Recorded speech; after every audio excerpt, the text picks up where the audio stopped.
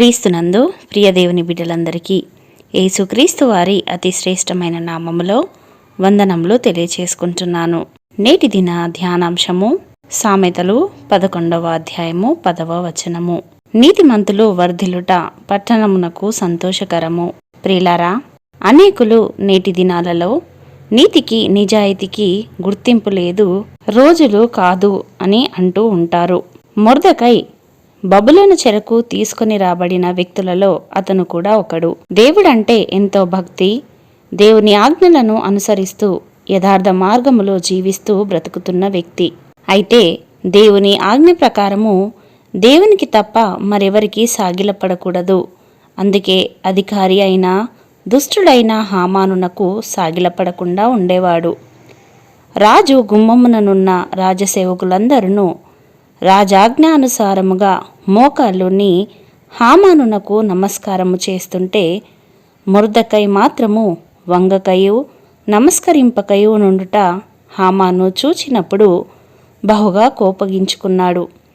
కాబట్టి మొర్దెకై ప్రాణాలు తీయుట మాత్రమే కాకుండా అతని తరపున వారినందరినీ అనగా యూదులనందరినీ అంతమొందించాలని హామాను పన్నాగాలు పన్నాడు.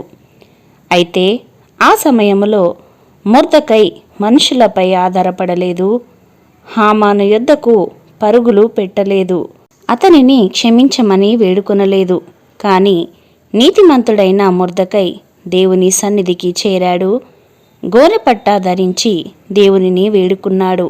అతని సంతానమైన రాణి అయిన ఎస్తేరుతో కలిసి ఉపవాసముండి దేవుని ద్వారా రాజు అయిన అహష్వేరోషు ఆజ్ఞ మేరకు ఏ వ్యక్తి అయితే యూదులందరినీ చంపాలనుకున్నాడో అదే వ్యక్తిని ప్రార్థన ద్వారా, విశ్వాసము ద్వారా, దేవునిపై ఆధారపడటము ద్వారా, దేవునిని ఆశ్రయించడము ద్వారా ఉరికొయ్యపై వేలాడదీశాడు. అటుపిమ్మట షూషాను కోటలో ఉన్నత స్థితికి చేరాడు. తత్ఫలితముగా షూషాను పట్టణము నీతిమంతుడైన మొర్దెకైని బట్టి సంతోషించింది.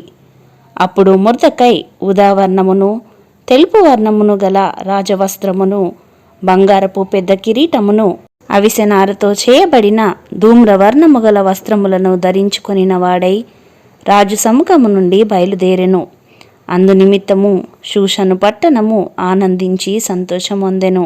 ప్రియులారా, నీతిమంతులు వర్ధిల్లుట పట్టణమునకు సంతోషకరము అని దేవుని వాక్యము సెలవిస్తుంచున్నది. అవును, మనము నీతిగా యథార్థముగా జీవిస్తున్నప్పుడు శ్రమలు రావచ్చు, కష్టాలు రావచ్చు, ఇబ్బందులు ఎదురవ్వచ్చు. కానీ మనుషులపై ఆధారపడకుండా ప్రతి పరిస్థితిలోనూ దేవునిపై ఆధారపడుతూ దేవునిని ఆశ్రయిస్తూ వాక్యమును విడవకుండా జీవించినప్పుడు మనము కూడా మొర్దెకై వలె విజయాన్ని సాధించగలము. మొర్దెకై వలె దేవునిని ఆశ్రయిస్తూ దేవునిపై ఆధారపడుతూ ప్రార్థన, విశ్వాసము ద్వారా మన ప్రతి స్థితిని జయించుటకు దేవుడు తన కృపను మనకు అనుగ్రహించునుగాక. ఆమెన్. ప్రార్థించుకుందాము. మహోన్నతుడా, మహాగణుడా, అతి పరిశుద్ధ స్థలంలో నివసించువాడా, మీ పరిశుద్ధమైన నామమును బట్టి తండ్రి మీకు వందనాలు. నీతిమంతులు సింహము వలె ధైర్యముగా నుందురు అని మీ వాక్యము సెలవిస్తుండగా ప్రభువా, ఈ లోకములో ఎన్ని శ్రమలు, ఆపదలు వచ్చినను మా నీతిని విడవక నీతిని అనుసరిస్తూ జీవించుటకు మీ సహాయమును మాకు అనుగ్రహించండి తండ్రి. నీతిమంతుడు విశ్వాసమూలముగా బ్రతుకును అని వాక్యము సెలవిస్తుండగా ప్రభువా, మా విశ్వాసమునందు నిలకడ కలిగి దానిని గట్టిగా చేపట్టి ముందుకు కొనసాగుటకు మీ కృపచేత మమ్మలను బలపరచమని యేసయ్య పరిశుద్ధ నామములో ప్రార్థించి వేడుకొనుచున్నాము పరమ తండ్రి. ఆమెన్.